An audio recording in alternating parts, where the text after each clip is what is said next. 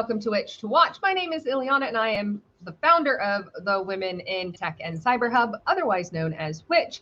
Each month, we will be putting a spotlight on women in and around the industry who are doing great things. Today, we are talking with Dr. Nathalie Cole from the ladies of Cheltenham Hacking Society. Nathalie, tell us a little bit about yourself. Hello, thank you for having me. Is this my origin story bit? My superhero? No. This is just your background. This is just the oh, intro. Sorry, Ileana. Hi. So I'm Dr. Nathalie Cole. I am currently working as a senior cybersecurity consultant in Cheltenham, but I'm here today with my Ladies of Cheltenham Hacking Society hat on. That's a lie. We normally have tiaras, but today I have my WiTCH hat. Which I absolutely love it. We need more witches hats. That's what I am definitely part of this and living for this. So, now we'll move on to the origin story. You were really, which I love. No, nothing to apologize over. So what is your origin story? How did you get into tech? Because I particularly know you don't come from a technical background per se. I do not. So I originally trained as a veterinary surgeon. So a vet, looking after people's pets. So very not technical, scientific in its own right, but definitely not computery by any stretch. And I worked in that for about 8 years. I got to the stage where I was finding that the learning curve had slackened off. It was quite an emotional workload. So I found cyber because it was a technical challenge, big learning curve, but just with a little bit less of the emotional workload, which is great. And I've now been in the industry for 4 years. I initially worked as a cyber engineer. Now I've moved more into consultancy, which is great because it means I can use some of my skills from my last career. So that's great. And how did you actually take the steps into doing it? Did you go back to school? Did you do boot camps?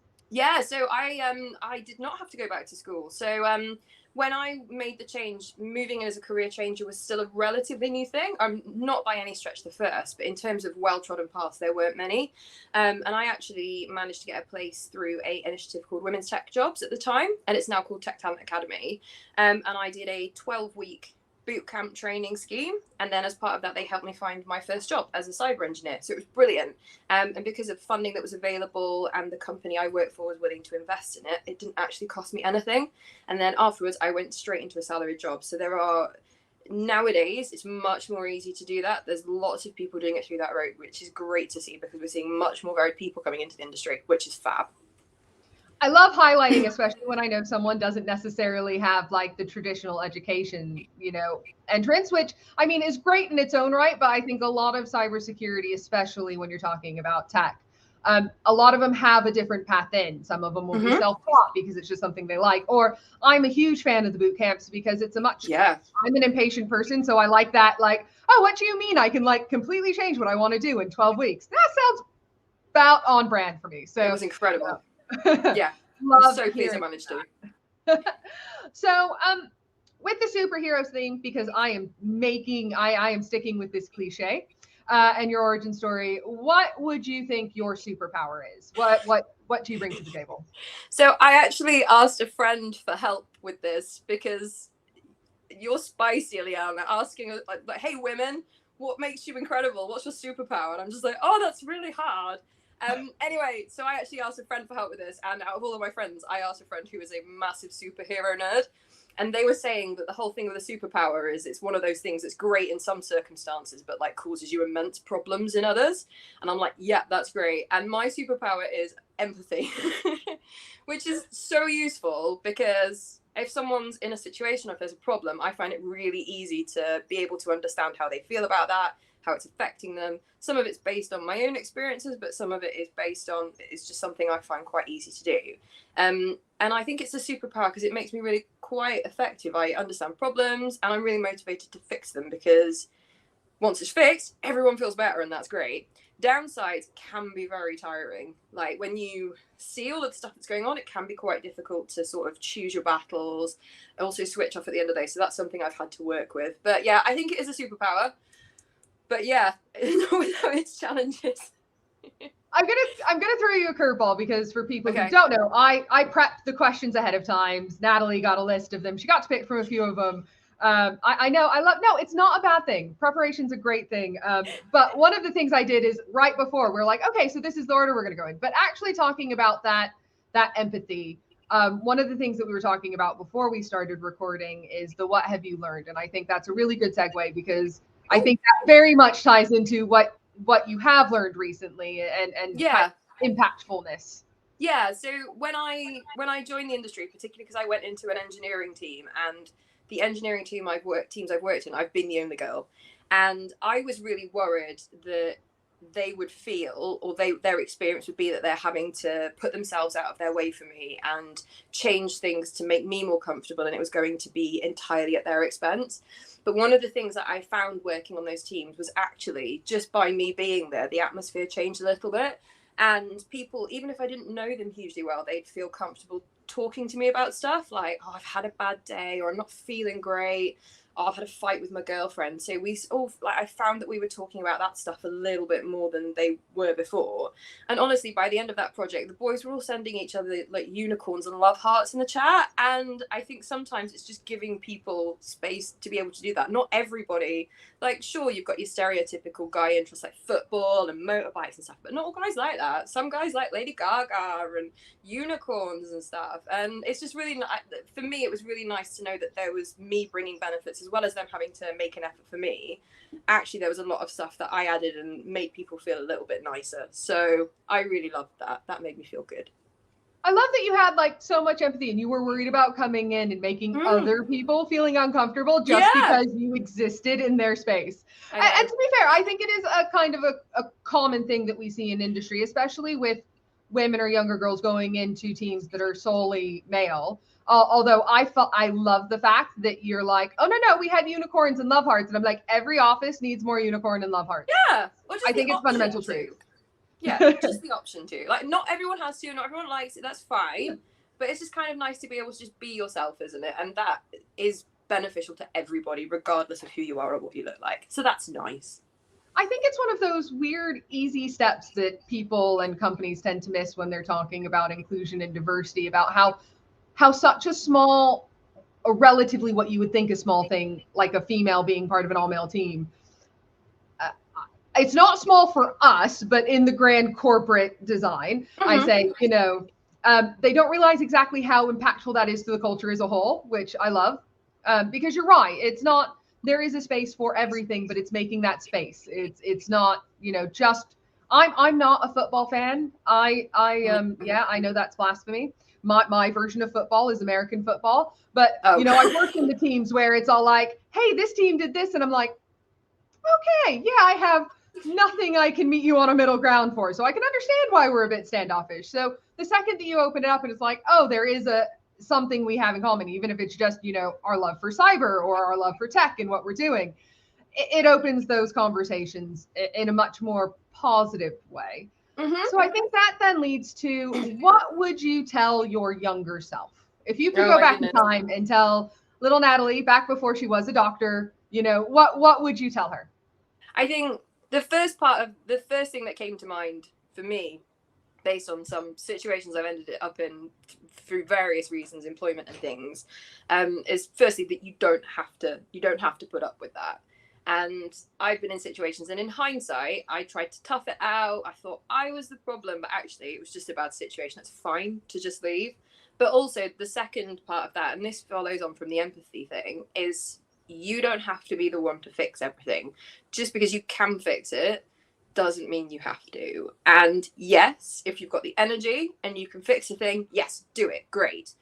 But pacing yourself is also important, and there are other people who can do stuff, and sometimes the best thing that you can do is just take a different approach. So those are the two bits of advice that I think would make, whether I would have listened to my older self, but had I think my life might have been slightly easier. I like the fact that you call that out, because I asked that question. People are like, yeah, this is exactly what I would tell myself. And I'm like, I know younger me a bit too well that I'd immediately go, who are you? No, you're rubbish. I'm going to do it anyways. And then, get, into solving everybody's problems and go, oh yeah, probably not my energy that I should be spending on this particular thing. No, I'm tired now. Oh no. But yeah, no, I wouldn't have listened. But like, if anyone is listening, that's good advice, I think. I don't know. I genuinely love that advice, because I agree with it. I am a big fixer. I love helping people. I mean, what I do with WiTCH, it's what drives that. However, there are some battles that I can't even take on. No. And I think everybody understanding that there is a limited amount of energy that you have, and save that energy for what you're passionate about. You Yeah. don't have to change the system tomorrow. It's not going to Yeah. happen anyways. I think this is a really good point to mention allyship as well, because the other thing for people to be aware of is, so for us, we're women working in the women's space. A lot of people working in these spaces to improve inclusion, diversity, all of those things, are doing it because they're personally invested. And it's something that has probably affected them, and not in a great way. Some of them are a bit flipping traumatized, if we're honest. So I think there's a huge part to be said for like building inclusion in a way that works for everyone, and building allyship, so the people who are fighting for a cause aren't always the ones who it hurts the most. So yeah, definitely allyship is so important. I think that's a really important thing for us to work on going forward. I think it is, and it's tying that empathy back to the workspace. Just because it's not something that you fundamentally deal with on a day-to-day basis doesn't mean that you can't understand the effects that it has on people. And I think it's just having that open mind and a little bit of empathy when you're doing it, because I can understand talking about allyship, where if someone's like, hey, I need someone to do, and I've seen this recently, not calling anybody out, but you know, I saw it recently where it was a post of, we need a female to talk about this exploit.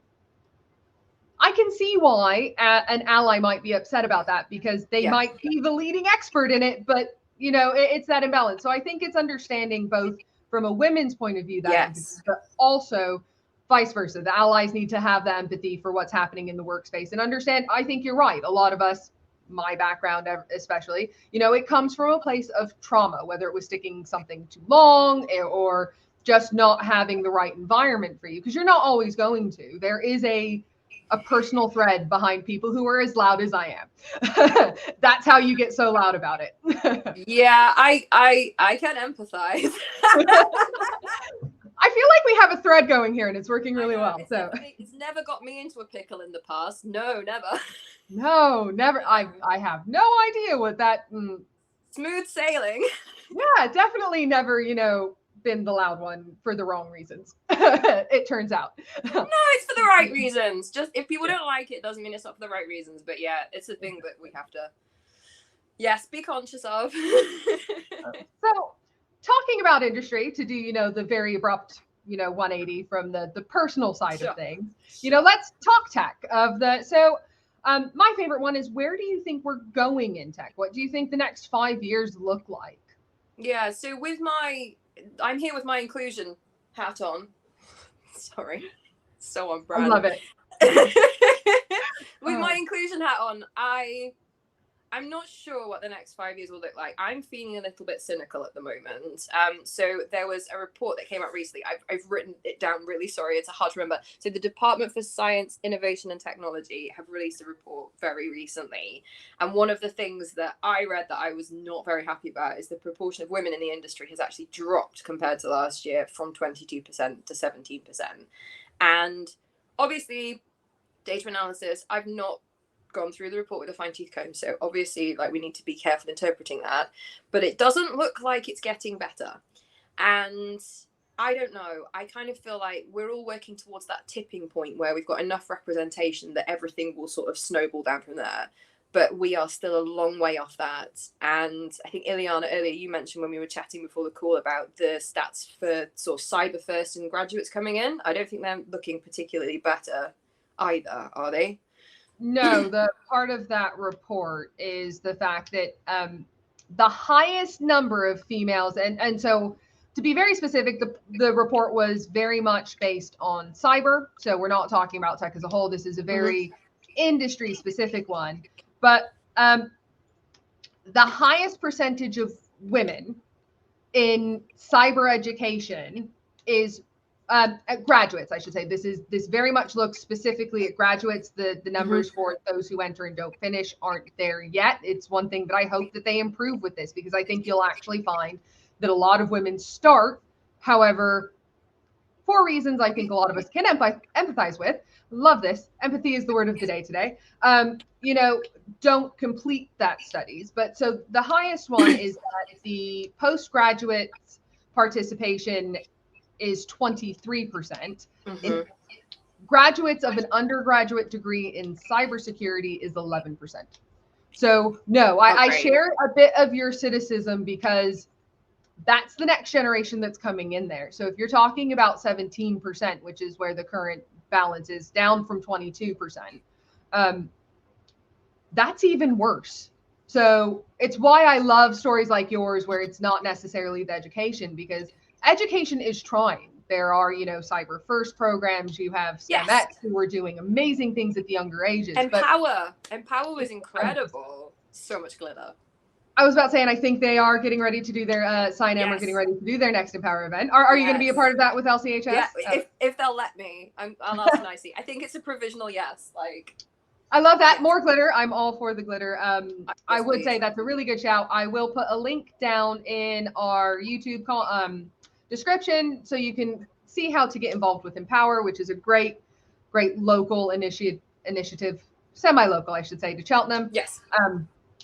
So I do agree that that's the biggest challenge, and it's why things like boot camps and non-conventional ways into tech are really important for me, because there are gaps and they're coming and they're worse than they were. So I think that's something that we probably, or I should say that they're worse than what we have in industry already. So we have to make up that percentage already at a loss, I should say.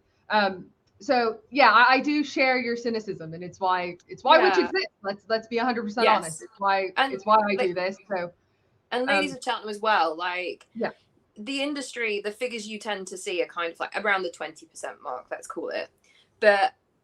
And there's loads of women and loads of roles, and it's so important. And one of your things with WiTCH, which is great, is you don't need to be technical to have a career in tech, and that's really important. And that's kind of honestly starting to be the direction my career is going in a little bit, because I'm now starting to bring in and use a lot of my professional skills. Yes, I have technical knowledge and I'm applying it, but that's not the main focus of my job. But don't tell anybody. But one thing I will say, that overall percentage is not reflective. This is probably going into the next question, Soz Ileana, about challenges we're facing, but please still ask it.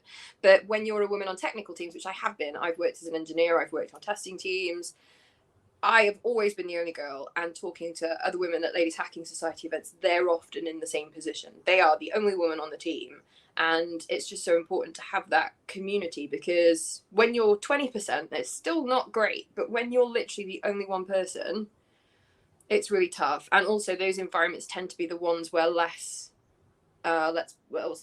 knowledgeable people are watching what's going on in terms of culture as well. So yeah. Shout out all to all the technical, like Beyonce's, all the single ladies, all the technical ladies. It doesn't fit into the song, but shout out, it's tough. I now suddenly want to start writing, covers to popular songs like that for the technical. Yeah, I was like, dances and everything. If I ever got into Instagram shorts or whatever, but I'm afraid that is never going to be me. I was about to say, you led right into it, and it's great. But no, nothing to apologize for. It makes this so much easier. What do you think is the industry's biggest challenge at the moment? I don't know. From this perspective, even if it's not the biggest, it's a significant one, and that's retention. So our pipeline, our amount of women in the industry is low. 17%, let's call it. The amount of women coming in through traditional routes are less than that. It's not great. We have not got a lot of people coming in. So everyone who leaves, their loss is going to be much more keenly felt. And because I'm basically involved in the diversity and inclusion space, I hear some good stuff, but I also hear a lot of the horror stories. And I am hearing of women who are leaving the industry because for really easily preventable reasons, they got groped at a cybersecurity conference, or more than once, multiple events, and the owners, despite having a code of conduct, aren't taking action. I know women who are being sexually harassed in their workplace, and even when they raise it formally through formal routes, are still expected to work with that person afterwards. And the company's saying things that the company's manage the liability in an old-fashioned way, but they're not actually looking at ways to make people feel safe in their day-to-day job. So people are leaving for that reason. People are leaving because they're in workplaces where the culture's overtly toxic. And I think one of the things that frustrates me, and I think it's a problem that we desperately need to address, is recognizing that attrition. I'm hoping this study will trigger something, but also taking the problem seriously. I think from my background, so in the medical stuff is the same. If anything, you broke up there a little bit, so that's go back right. to the medical. It was just before the you hope seeing change, so it was only a few seconds. Yes, I think taking the problem seriously enough is and allocating enough resources, because I think for a lot of people there isn't time available to do this stuff, and a lot of people advocating this space are doing it as volunteers. There's a limited amount of time you can spend on it without it affecting your work.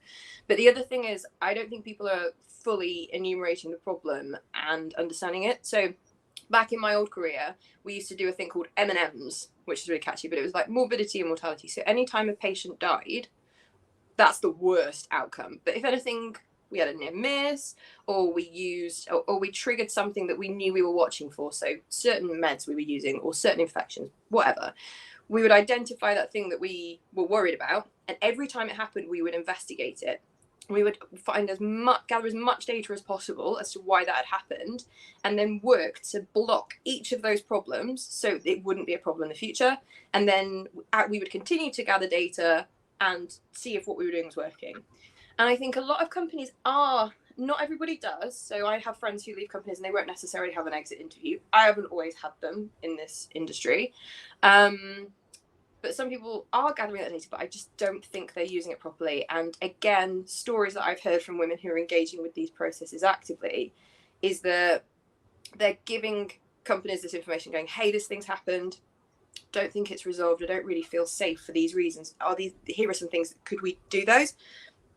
And a lot of companies are still managing it from a historic perspective, right? Okay, well, if we're audited on this, have we taken enough action to manage a liability? And yes, we have. We've done X, Y, and Z. We've told old Dave over there, written him a letter saying if he does it again, he'll be in trouble. And we've told the person we've done that, but we haven't actually changed any processes to make it less likely to happen or deal with it more effectively next time. And I think given that retention we're not getting more women coming in, we need to keep the ones we have, and people need to allocate resources, take it seriously, and be more innovative as to how they deal with it. Because from what I'm hearing, it's not great out there. No, it is frustrating. And I mean, when I talk about the fundamental thing that made me start WiTCH was one of my very young women that I worked with going, I don't want to be in tech anymore. I wanted to make a career of this, and I just don't think I can do it. And hers was over people judging her skirt length. And we would think that we were past that. And I think a lot of people look at CSR and go, and think we are past that, and we're not. And so I love the idea of, okay, so what is the policy? She didn't feel comfortable, escalating it. So, how do you then deal with that? So how much of it isn't being dealt with? And then when it is mentioned, how do you create the culture that's not just that tick box exercise? It's one of my biggest things of, okay, so you've covered the fact that if you were taken to tribunal, you're covered as a company. I'm not anti-companies. I fundamentally run them. I understand, that you have to manage that risk, but it needs to be more than that. How do you create the culture where that's not tolerated, where it's not just the woman who sat there, having to be like, hey, it's happened again, because a lot of times it is that again, and it's actually happened before she got upset about it. She might have been unhappy about it, but to the point of being loud and vocal about it. So it's how do you make the changes in the culture that, maybe the ally next to her goes, that was a little bit uncalled for. Because if people then laugh or join in, it's the same as acceptance. And I think that's some of the cultural changes. It's finding, well, how many times and were people around and it was just kind of glossed over, or if it was brought to you, did we literally do the whole, finding that, the problem, you're not digging down deep enough. You're covering it. You're doing we've done our tick. We've covered ourselves. People are fending for themselves, and retention is important. It's not just about the diversity quota. I don't like using quota. It shouldn't be, like I said, that tick box. It shouldn't be you need X amount of people. It should be about fundamentally making it a safe space. So how do you invest in the people who, I mean, are a huge asset to the company to keep it. I mean, there are 100 studies that say, you know, how much it costs the company to recruit someone new, even if you don't use a recruiter, just the lost time, the, you know, paperwork, all of that. It's been proven that retention is helpful. So, so how do you do more to retain the talent that you have? Because if we only have 11% coming in and 3% are leaving, you suddenly have, you know, oh, I had to do math. That was scary. Yeah, 11, no, same. 8 and then 17. You need a 9% makeup in non-traditional paths to entry. It's not realistic. It's not. And then it's the panic. So actually, you know, what can you change now to stop compounding the problem? Yeah, I think it comes back to the empathy thing, doesn't it? Because it's very easy when you're in an office to be like, I'm very sorry to anyone called Dave. I've just literally pulled the name out of the ether. So sorry, any Daves who are listening. I'm sure you're lovely. It's nothing. They're on no Dave. Oh my goodness. Anyway, it's very easy when if you're a manager, let's say, manager, HR person, a senior person at the company, it's very easy to pull Dave into the office, tell him off. He says, I'm very sorry. You write him a letter and it's done. But some of the women who I've spoken to, I really struggle with the fact that people who are directly managing these women don't take time to think about how these women might feel if they're having to work with someone who's groped them every day, having to see them every day at the office. And I think it's just really important to try and put yourself in that person's shoes, but also if someone is telling you something, to listen to them. I'm getting to the stage, I've been in the industry 4 years. I have experienced stuff like this. I'm not going to talk about it because like my workplace is, I don't want to get sued. But yeah, it's one of the things that is most upsetting for a lot of people I talk to is being told, saying, this is an inclusive place to work, only to find it's not. That's almost more hurtful than not saying anything to start off with. And also people who have said, hey, I feel this way, please can you help me fix it, and been ignored. That's really hurtful. So just, if you can't, empathy sometimes isn't like a default thing. This is sound like one of my friends again. It's not, for some people it's not a default thing. It's just putting that effort in. If you don't understand it and someone's upset and you don't understand why, and try and figure out and support them. I think that's so important. And even just someone taking the time to listen and understand is so valuable. It's the validation. It's understanding that, yes, people and staff are resources to a company. Human resources is named for a reason. Sorry. That's a bit, I'm getting a little bit, you know, spicy, to use your words. But it is an asset, but you still take care of it. And you should still have that, you know, if it's not a safe space, how do you create that? Now, I'm very conscious. We've been a bit negative for a while. So, let's say that'll lead us nicely into the next question. So we can kind of end on a little bit of a high. But what's something in industry that is exciting you? Like that you are excited about? I like Cheltenham. I'm so excited about Cheltenham. Like, I moved here because it was a cyber place and all of those reasons. But the more I'm involved with the community here, I just absolutely love it. And one of the things, like, so obviously we've got Ladies of Cheltenham, who are, like, I don't have any affiliation with them at all. I just heard of them and I've heard they're amazing.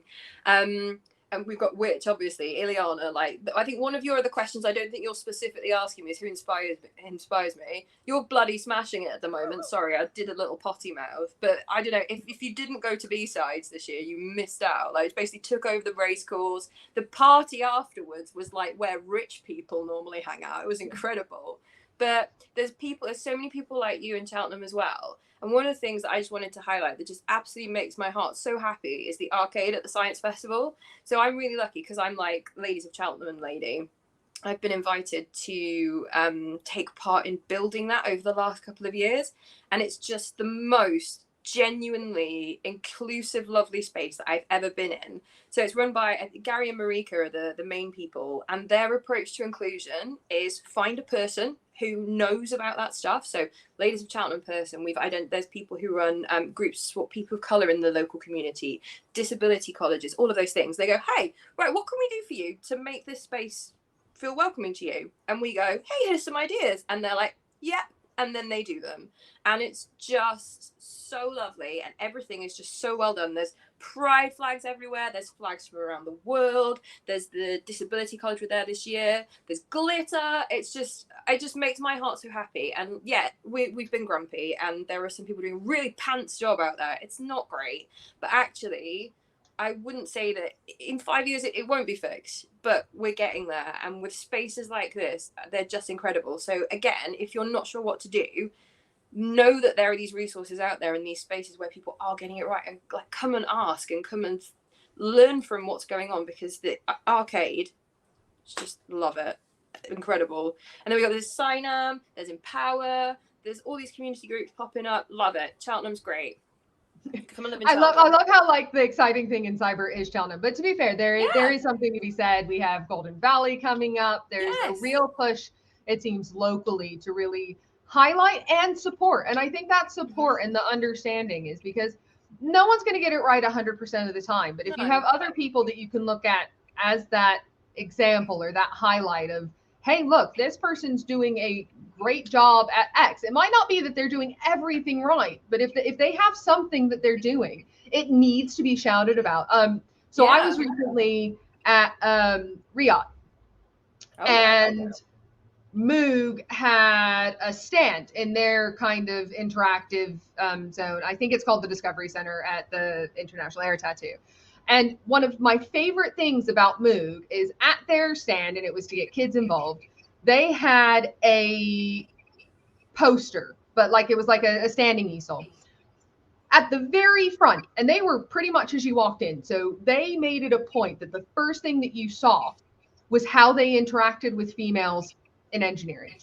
And they made the absolute effort to show what their priority was to a very large group of people. I also was at Blue Dot, and they did something similar. All along their art trail, they had posters of women engineers and people who were working in the space with their photo and their story. And it's the same reason why I love doing WiTCH to Watch, because it's that highlighting, you know, there are things out there, or the arcade that's really good at not only capturing, but being inclusive. So, you know, shouting that praise. And for me, that makes me more exciting. It's really easy to find the negative. It is. It's sure.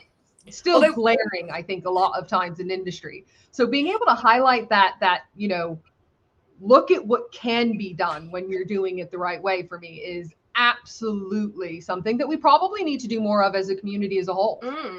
So one thing I will say, I have heard from a couple of women where their photo has been used on banners like that, but they are actually not affiliated to the company that's using their picture. And it's like the company doesn't actually have any women working for them, so they have to use photos from other places.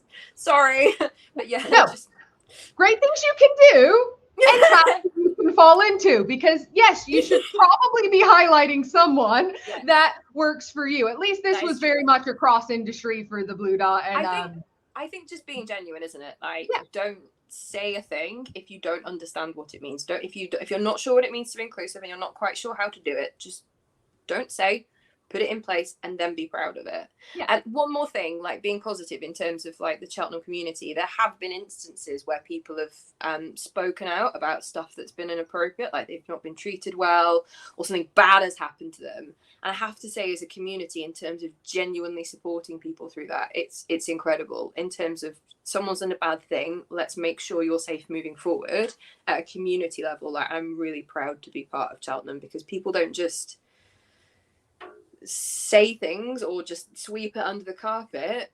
There are people in the community who will help you tackle that head on. So if you're ever in that situation in Cheltenham, like, come and talk to someone, because you will find that support. And I'm just really proud. I'm really proud to be part of it. I love it. I love that. And I think it does actually speak, especially this episode's very cybersecurity heavy, which is great. Love highlighting it. But I think that's something, no, not everybody gets it right. And there's still a lot of work to be done. But I think the communities that you can find in cybersecurity, not all of them, but I would say most of them are that supportive. If you want to learn, if you need the support, if something goes wrong, actually cybersecurity is there to listen. And they want, I think genuinely, the community as a whole does want the change. Even if sometimes we're not sure how to get there, that it is a very positive community in general to be a part of. It's just, you know, ironing out those other little bits so it is more inclusive. So one last question. What is one book or two, since I know you have two, I'm cheating here, that you think everyone should read? So circling back to empathy again, as I said, it's not intuitive for everyone. There's a lot of, especially, let's put it straight down the binary. If you're a guy, sometimes it's really difficult to understand how a woman feels when that's a position you've never been in. So some of the books that are my favorites are ones that actually give you the evidence. I'm like, here are the facts. This isn't what people feel. These are things that have happened, and these are things that are happening currently, so you can see what the extent of the problem is.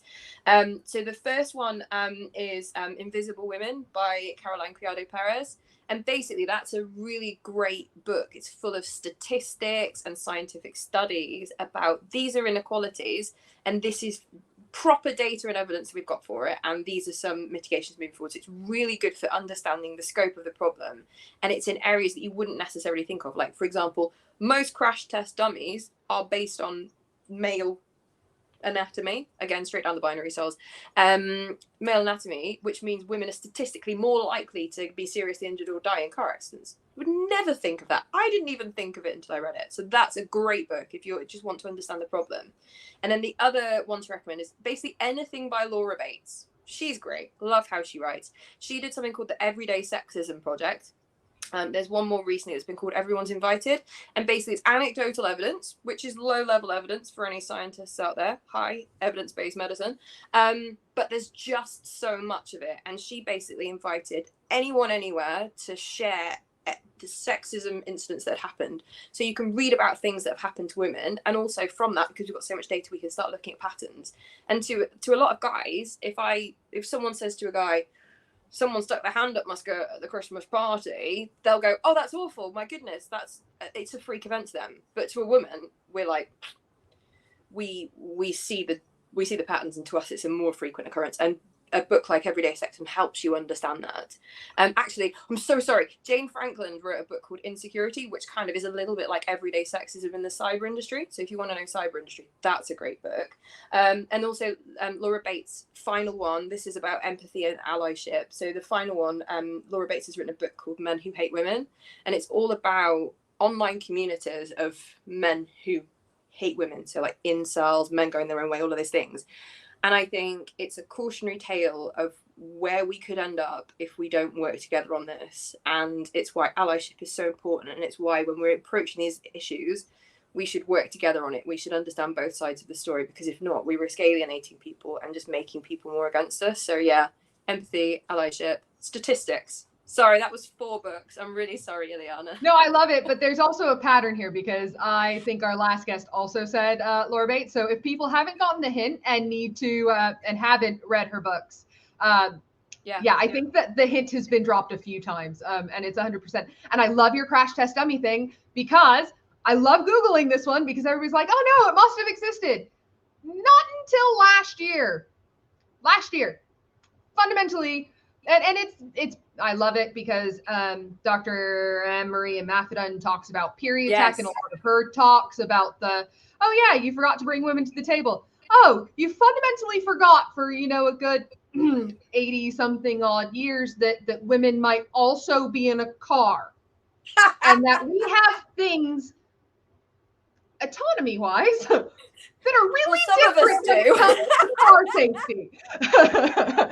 No, so I do love that one, because I think it's how easy it is to forget that things can be forgotten, because it always has been. And I love the crash test dummy one, because it is something that's very recent, that I think most people are like, how is it that recent? Well, because no one ever kind of thought about it. It wasn't there. So yeah, I do love that one. So great recommendations. We will link a couple of those down in the comments, but thank you so much. That was absolutely amazing. So happy to have you. Thank you.